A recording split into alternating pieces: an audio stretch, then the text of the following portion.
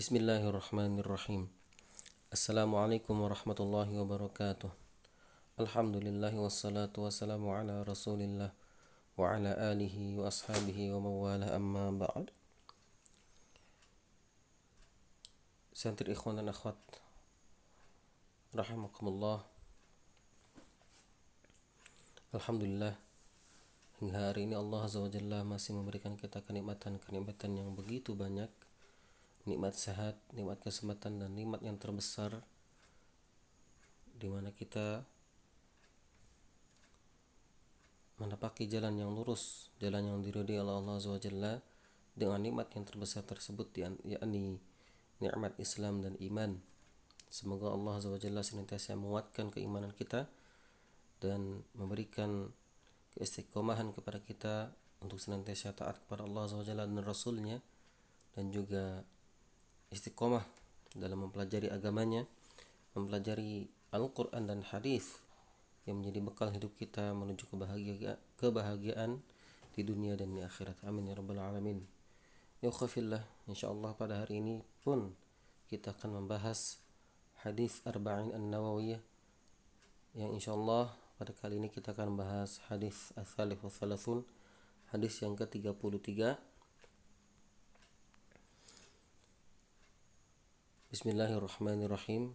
An Ibni Abbas radhiyallahu anhuma anna Rasulullah sallallahu alaihi wasallam qala law yu'ta an-nasu da'wahum ladda'a rijalun amwala qaumin wa dima'ahum lakinna al-bayyinata 'ala al-mudda'i wal yaminu 'ala man ankara. Hadits hasan rawahu al-Baihaqi wa ghairuhu hakadha wa ba'duhu fi as-sahihaini.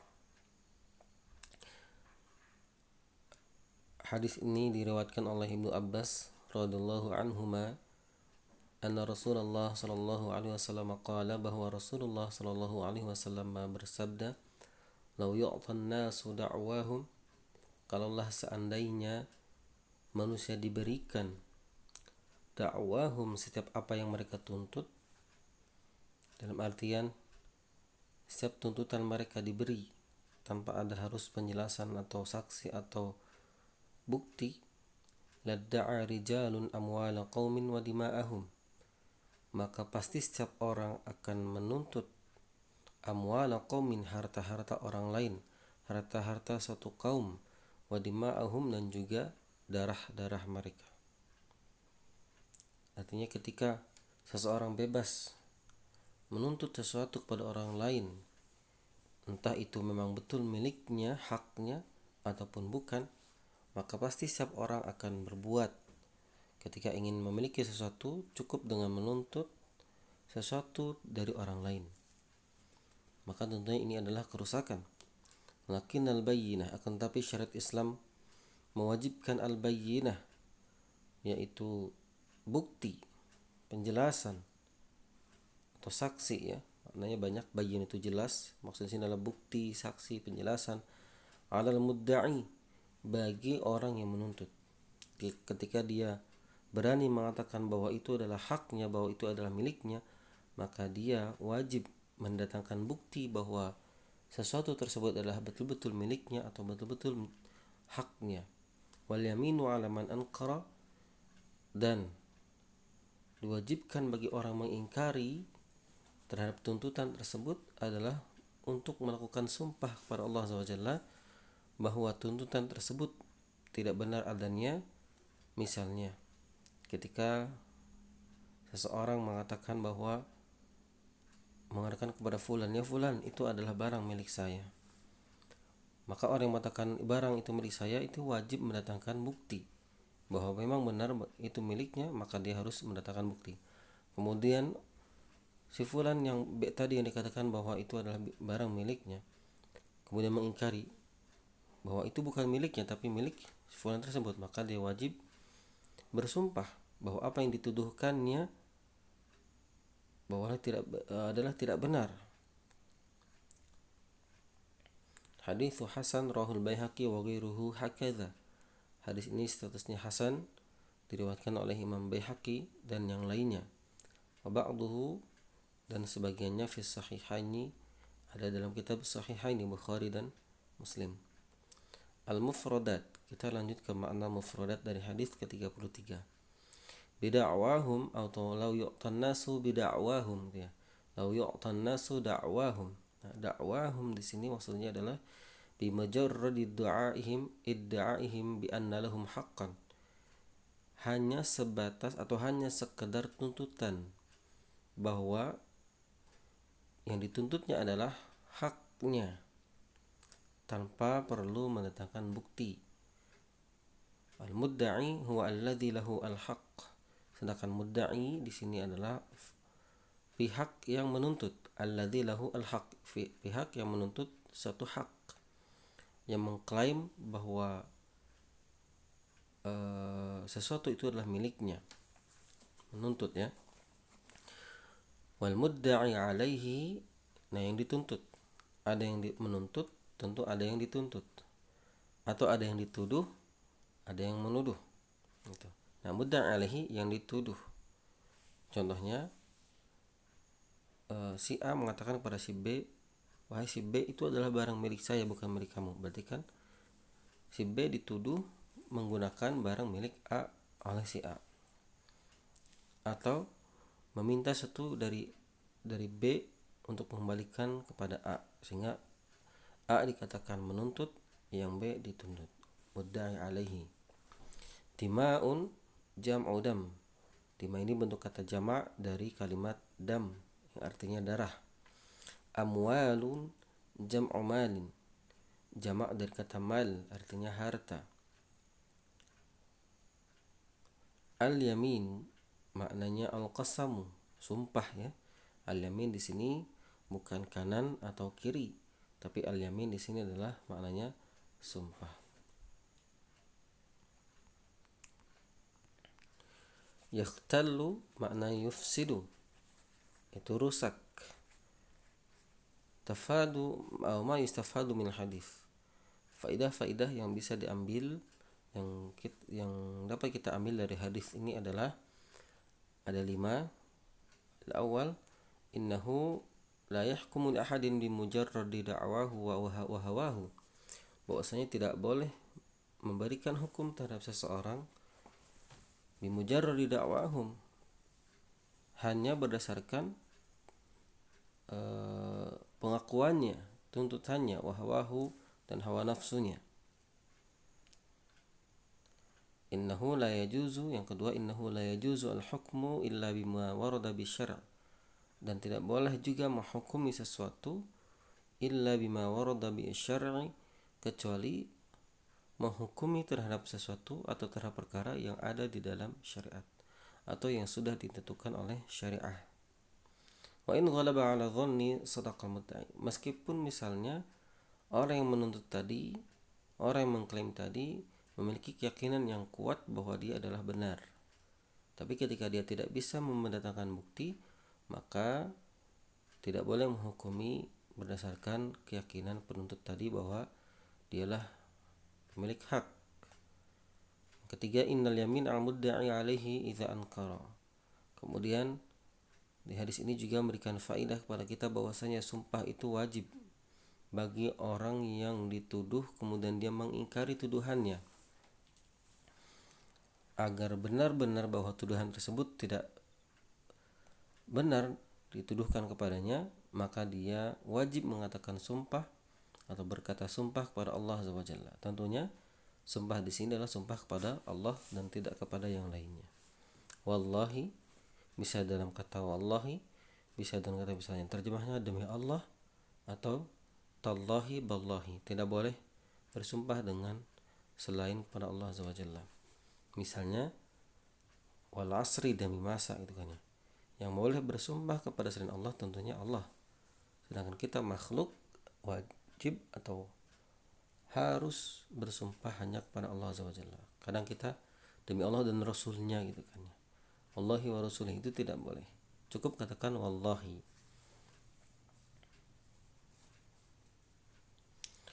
Fi hadzal hadis wal bayyinatu 'alal mudda'i, kembali ke nomor 3, wal bayyinatu 'alal mudda'i, dan bayyinah, bukti, 'alal mudda'i, harus ada bagi orang yang mudda'i, yang menuntut, yang mengklaim sesuatu. Fi hadzal hadis, di dalam hadis ini mura'atun masalihun nasi 'ammah. Mura'atu masalihin nasi 'ammah. Yaitu dalam hadis ini menjelaskan bahwasanya maknanya adalah mura'ah, menjaga, memelihara masalih, maslahat-maslahat manusia ammatan secara umum. Ya, karena ketika seseorang bebas berbuat sesukanya, bebas menuntut sesukanya, tentu itu adalah suatu hal yang tidak maslahat bagi orang lain. Ketika kita menginginkan sesuatu, misalnya cukup dengan mengatakan, oh itu punya saya, tanpa ada bukti kemudian dibenarkan, maka tentu itu adalah tidak ada maslahat, memudaratkan orang lain. Maka di hadis ini sebagai bentuk ajaran Islam, bahwa ajaran Islam itu menjaga dan memelihara maslahat-maslahat yang ada pada manusia secara umum. Di antaranya adalah min hifdzi dimaihim wa amwalihim wa islahi mujtama'ihim, menjaga darah-darah mereka, darah-darah manusia ya, wa amwalihim, jiwa maksudnya, menjaga jiwa-jiwa manusia, wa amwalihim, dan harta-harta manusia, wa islahi mujtama'ihim, dan maslahat-maslahat dalam kehidupan sosial mereka. Wa adam ikhtilafihim, dan meniadakan perselisihan di antara manusia.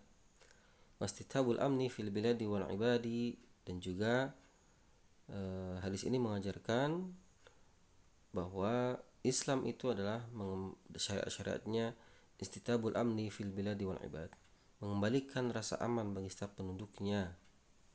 Ya.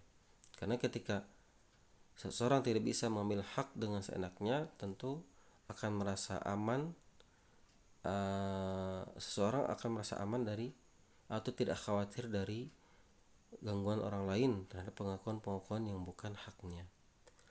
Yang kelima, inna syariah al-islamiyah harisatun ala hifdzi amwalin nasi wa dima'ihim, bahwa syariah Islam itu haris, betul-betul perhatian terhadap penjagaan harta-harta manusia, harta-harta milik orang ya, wa dima'ihim, dan juga jiwa. Karena di antara maqasid syariah, di antara maksud-maksud, di antara tujuan-tujuan syariah itu adalah menjaga harta dan jiwa manusia. Syarhul hadis, penjelasan hadis. Yukhbiruna an-nabiyul karim sallallahu alaihi wasallam law anna kulla wahid minan nasi a'ta ma yudda'ihi wa yahwahu, bahwasanya Nabi Muhammad SAW menjelaskan atau mengabarkan kepada kita, kalaulah seandainya setiap orang, kalau seandainya setiap orang dari manusia ya, dari wahid minan nas, di antara manusia, a'ta, diberikan, atau u'tiya ma yudda'ihi wa yahwahu, diberikan setiap apa yang dia tuntut sesuai dengan hawa nafsunya gitu kan ya. La tawassala ba'dun nas ila an yudda'i anna mala fulan lahu, pasti sebagian orang akan melakukan tuntutan-tuntutan kepada orang lain bahwa harta fulan adalah miliknya. Makanya misalnya Ustaz pengen punya sesuatu, cukup dengan mengatakan itu punya saya. Kemudian karena tidak perlu bukti, misalnya dengan peraturan tadi, kalau seandainya hanya sekedar tuntutan pengakuan, maka kita semua manusia akan melakukan hal-hal yang tadi zalim ya, mengambil yang bukan haknya hanya dengan sebuah tuntutan. Wal akhar yud'ana fulan qutila ibnahu amadan yuqadu bihi fi ikhtal nizam, dan juga seseorang atau orang lain menuduh bahwa fulan telah membunuh anaknya dengan tujuan ya dengan tujuan yuqadu bihi fi ikhtal nizam ya, karena misalnya membalas gitu kan ya, fi ikhtal nizam, maka otomatis aturan-aturan dalam sosial masyarakat akan rusak. Wa yaghlibul qawiyyu ad-dha'ifa, sehingga orang yang memiliki kedudukan tinggi, orang yang kuat, akan menindas orang yang lemah. Ya, orang yang kuat pasti akan berbuat semena-mena dengan mengaku mengambil hak-hak orang yang lemah. Wa tahallul fawda wal fitan, dan sehingga terjadi fawda, kekacauan, wal fitan, dan juga fitnah. Wa anna 'alal munkar walakin, akan tetapi, hikmatus syar'i bi an ja'ala al-bayyinata 'alal mudda'i al-haq. Akan tetapi syariat Islam di antara hikmahnya adalah menjadikan bukti, mewajibkan bukti bagi orang yang menuntut sebuah hak, menuduh sebuah hak. Ketika tidak ada bukti, maka dia tidak bisa mengambil hak yang dia tuduhkan tersebut. Li'annahu yadda'i khilaful zahir, karena orang yang menuntut itu hakikatnya dia menuntut sesuatu yang menyelisihi zahirnya. Maksudnya begini, menyelisihi zahir itu. Misalnya, ada satu barang sedang dipakai oleh si B. Ternyata si A mengatakan itu punya saya. Nah, punya saya kan seharusnya sedang dipegang oleh si A. Tapi si A mengatakan barang yang dipegang oleh B itu adalah barang si A. Tentu menyalahi zahirnya. Maka di sini perlu bukti. Maka di sini diwajibkan bukti. Mana buktinya bahwa barang tersebut adalah milik A, sedangkan barang tersebut sedang digunakan oleh B. Begitu. Wa anna 'alal munkar al-yamin. Begitupun sebaliknya, bagi orang yang dituduh, maka si B ini ketika mengatakan, bukan, ini bukan punya kamu A, tapi punya saya. Artinya dia mengingkari tuduhan tersebut. Maka apa yang dilakukan? Sebagai bukti bahwa pengingkarannya itu benar atau tuduhannya batal, maka dia wajib untuk bersumpah. Li'anal asla bara'atu dhimmah. Kenapa harus seperti itu? Karena hukum asalnya adalah setiap orang itu terbebas dari tanggungan, artinya tidak berbuat salah sampai ada bukti bahwa seorang tersebut berbuat salah, ya, contohnya tadi dhimmah. Liyastatibal amnu wa tahfadhul huquq wan nufus, untuk mengembalikan rasa aman kepada setiap orang. Artinya aman ketika kita memiliki sesuatu, kita tidak takut akan diaku oleh orang lain, kemudian diambil hak kita, diambil orang lain. Sehingga dengan kaidah seperti ini, setiap orang yang memiliki sesuatu dia akan merasa tenang, merasa tidak khawatir dari perilaku yang buruk dari orang lain, yaitu merampas apa yang kita miliki dengan sekedar menuduh. Kan, ya. Dan juga menjaga hak-hak dan jiwa. Sekali lagi bahwa kaidah hadis ini sebagai bentuk mura'atun masalihin nas, menjaga maslahat-maslahat yang ada pada kehidupan manusia. Ketika seorang mengaku sesuatu, maka dia wajib mendatangkan bukti. Dan kemudian apabila kita dituduh menggunakan hak orang lain, maka kita untuk menggugurkan tuduhan tersebut atau membatalkan tuduhan tersebut, maka kita wajib bersumpah. Ada satu kisah itu kan, ya.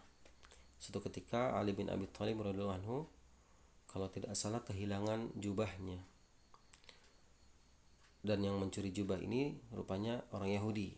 Dan Ali tidak tahu yang mencurinya siapa. Ya, dalam satu kisah yang mencurinya adalah orang Yahudi.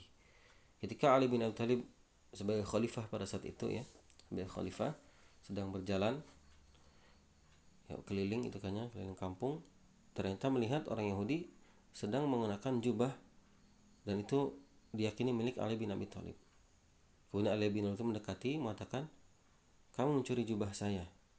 Jubah yang kamu pakai adalah jubah saya. Ya, singkat cerita, Ali bin Abi Thalib mengatakan, itu adalah jubah saya. Kenapa kamu pakai? Tapi si Yahudi ini bersikeras bahwa itu bukan miliknya. Bahkan menuduh balik Ali bin Abi Thalib sudah memfitnah, gitu kan, ya. Dan seterusnya. Karena keduanya alot, gitu kan, ya, tidak mau mengakui, atau Yahudi tidak mau mengakui bahwa itu adalah punya jubah Ali bin Abi Thalib. Ali bin Abi Thalib juga kekeh bahwa jubah tersebut punya beliau. Akhirnya kasus ini dibawa ke persidangan.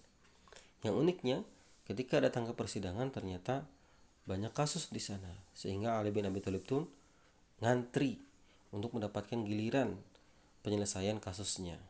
Luar biasa, ya, seorang khalifah, tapi ketika dia tersandung kasus, datang ke pengadilan, ternyata pengadilan penuh dengan kasus-kasus yang lain yang harus diselesaikan, sehingga Ali bin Abi Thalib pun rela ngantri, rela menunggu sampai mendapatkan giliran untuk kasusnya disidangkan. Singkat cerita, dapatlah giliran Ali bin Abi Thalib dengan Yahudi ini untuk disidangkan kasusnya. Nah, di kasus ini tentunya hakim mencari bukti atau ingin tahu apa masalahnya. Diceritakanlah masalahnya. Lalu ditanyalah Ali.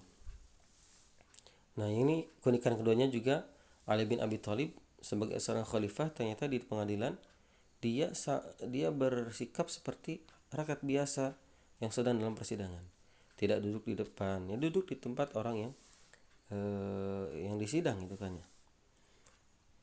Ali pun ditanya, benarkah Syahudi pun ditanya gitu ya, benarkah kau mengambil jubah Ali bin Abi Thalib? Tentu si Yahudi ini tidak akan mengaku, sampai diancam seperti apapun tidak akan mengaku. Lalu pertanyaan pun balik kepada Ali bin Abi Thalib. Ali bin Thalib kan ditanya, betul itu jubahmu? Ya betul, itu jubah saya, dan saya tahu jubahnya seperti apa, tahu persis misalnya, bahkan jahitan-jahitannya misalnya, artinya Ali bin Abi Thalib bisa mengidentifikasi jubahnya bahwa jubah itu adalah jubah beliau. Namun ketika tidak ada bukti bahwa jubah tersebut telah dicuri oleh tidak ada bukti, tidak ada saksi bahwa si Yahudi ini telah mencuri jubahnya, karena bisa saja mengidentifikasi karena terlihat ada gitu kan ya. Karena tidak ada saksi, Ali bin Abi Thalib tidak bisa membawa saksi bahwa Yahudi tadi telah mencuri jubahnya. Akhirnya pengadilan pun memutuskan bahwa jubah itu milik Yahudi. Lalu bagaimana sikap Ali? Sikap Ali setelah kasusnya dimenangkan oleh Yahudi, bukan kepada beliau, padahal beliau adalah khalifah pada saat itu. Luar biasanya Ali bin Abi Thalib ini mengakui. Artinya mengakui di sini maksudnya legowo gitu, menerima keputusan pengadilan. Bahkan mengucapkan selamat kepada Yahudi bahwa kasusnya dimenangkan oleh Anda dan jubah tersebutlah milik Anda. Padahal Yahudi juga tahu bahwa jubah tersebut memang diambil dari kepunyaan Ali bin Abi Thalib.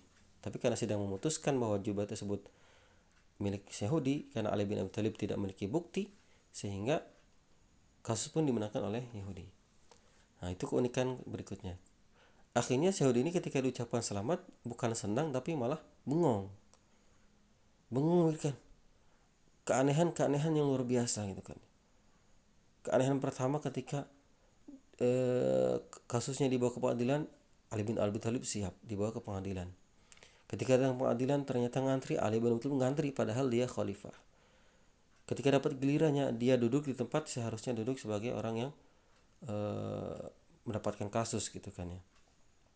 Dan ketika diputuskan bahwa sidangnya dimenangkan oleh Yahudi, Ali bin Abi Thalib legowo. Akhirnya ketika berpaling, Yahudi pun mengambil wahai Ali. Sungguh saya melihat keanehan luar biasa. Ini menceritakan kekagumannya. Keanehan di sini kekaguman terhadap hukum Islam, yang dimana tidak melihat kedudukan dalam menegakkan keadilan, tidak melihat status orang dalam menegakkan keadilan. Ketika ketika kebenaran itu adalah milik si fulan, maka diberikan pada fulan. Nah, meskipun hakikat aslinya adalah kebenaran itu mungkin milik Ali, tapi karena Ali tidak punya bukti, Ali tidak bisa memiliki jubah tersebut. Sehingga singkat cerita, kalau tidak salah Yahudi ini pun masuk Islam, gitu kan ya. Nah, lalu bagaimana misalnya kalaupun seandainya ketika mengatakan mengklaim barang sesuatu itu adalah milik kita yang sedang digunakan oleh orang lain, kemudian kita tidak bisa mendatangkan bukti, dan orang yang memakai barang kita pun tidak mau mengakuinya, tentunya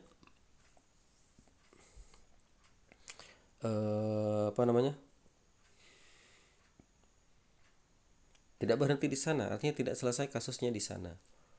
Di hadapan manusia mungkin kasus ini tuh selesai, tapi di hadapan Allah Azza wa Jalla, dia akan tetap mempertanggungjawabkan terhadap perbuatan bohongnya ketika dia bersumpah, apalagi berani bersumpah bahwa yang dituduhkan itu tidak benar padahal benar gitu kan ya. Jadi intinya hukum dunia untuk manusia nahkum bidzawahir, kita menghukumi terhadap apa yang nampak oleh kita. Sedangkan di sisi Allah hukum itu tetap ada. Baik ikhwati fillah, itu mungkin pelajaran besar ya dari hadis ini tentang maslahat menjaga hak milik orang lain atau menjaga hak-hak baik itu harta, jiwa ataupun yang lainnya. Karena di antara maqasid syariah, tujuan-tujuan syariah adalah di antaranya menjaga hak memelihara harta dan jiwa. Tabi'illah, mudah-mudahan apa yang disampaikan bermanfaat. Barangkali ada yang tidak faham atau terlewat dijelaskan, bisa antum tanyakan langsung ke ustadz yang mengajar di kelas masing-masing. Dan selanjutnya jangan lupa like, subscribe, atau mungkin bisa juga komen. Pertanyaannya bisa di YouTube. Insyaallah channel materi hadis dari sejak belajar kita menggunakan e-learning ya, itu satu channel yang Ustaz buat. Jadi aktivitasnya insyaallah Ustaz tahu ketika ada yang komen atau like dan seterusnya. Maka agar channel ini mudah-mudahan bermanfaat untuk semuanya ya, bukan hanya dilihat oleh antum, mungkin ada orang juga lain yang ingin menyimaknya, sehingga bisa dibantu dengan like dan subscribe ya. Mudah-mudahan menjadi pahala yang besar untuk kita semuanya dan mendapatkan keberkahan sehingga Allah mudahkan urusan kita semuanya. Amin ya rabbal alamin. Aqulu qouli hadza wa astaghfirullah li wa lakum. Wassalamualaikum warahmatullahi wabarakatuh.